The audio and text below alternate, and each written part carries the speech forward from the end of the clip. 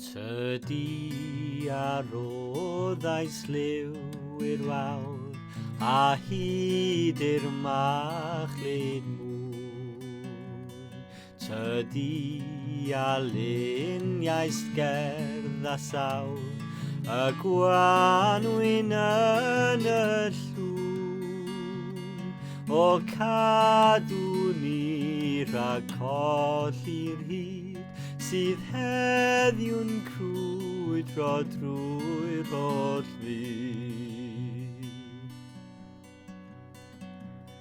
Tydi a luniaist gan i'r nant a'i sir goedwi gweld.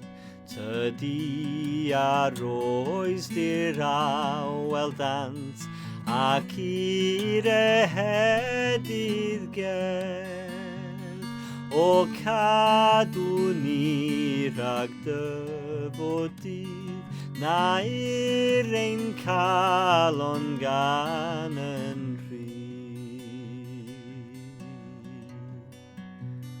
Tydi a glywais litriad traed ar ffordd Calfaria gynt.